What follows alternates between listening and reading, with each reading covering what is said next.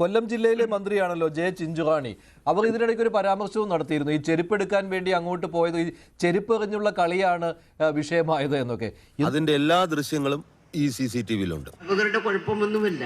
പക്ഷെ നമ്മുടെ കുഞ്ഞുങ്ങൾ കളിച്ച് ഇതിന്റെ മുകളിലൊക്കെ ചെന്ന് കയറുമ്പോൾ സംഭവങ്ങളാണ്. വെള്ളം എവിടെ കണ്ടാലും ഇന്ന് കുഞ്ഞുങ്ങളെല്ലാം കൂട്ടായി ചേർന്ന് വെള്ളത്തിൽ പോവുകയാണ്. അപകടത്തെക്കുറിച്ച് പ്രസംഗവും നടത്തിയതിന് ശേഷമാണ് എറണാകുളത്ത് പാർട്ടിയുടെ വനിതാ സംഗമ വേദിയിൽ വക്കായ്ക്ക് ചുവട് വെക്കുന്നത്.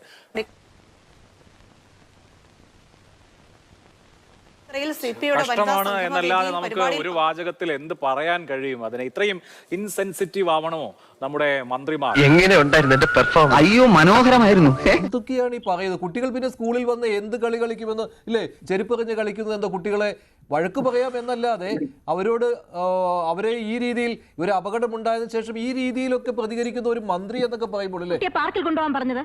വിവരക്കേട് പറയാതെ സ്ത്രീയെ കുട്ടികളെ പാർക്കിലല്ലാതെ പാർലമെന്റിൽ കൊണ്ടുപോകാൻ പറ്റുമോ? ചിഞ്ചുറാണി പറഞ്ഞ കാര്യമാണ് ഞാനിപ്പോൾ പറഞ്ഞത്. ഇത് എന്ത് പറ്റി നമ്മുടെ മന്ത്രിമാർക്കൊക്കെ? അല്ല, വളരെ ഓപ്പൺ ആയിട്ട് പറയാം. ചിഞ്ചുറാണി മിനിസ്റ്റർ അങ്ങനെ പറഞ്ഞിട്ടുണ്ടെങ്കിൽ അങ്ങേയറ്റം തെറ്റായി.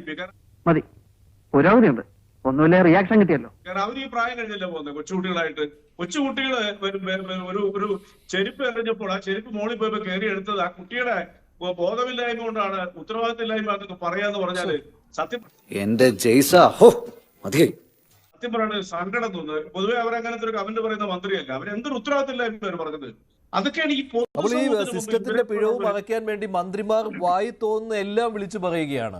മുമ്പ് VN വാസവൻ മന്ത്രി പറഞ്ഞല്ലോ, ആരോഗ്യമന്ത്രി എന്താ തള്ളിയിട്ടതാണോ എന്നൊക്കെ. ഇതുപോലെ ഒരു നാക്കുപിഴ എന്ന് പോലും ഇതിനെ പറയാൻ പറ്റുകയില്ല ഇത്തരം കമന്റുകൾ. ഈ വക സർക്കാരിന് വോട്ട് ചെയ്യുന്ന ആൾക്കാരെ പറഞ്ഞാൽ അല്ല,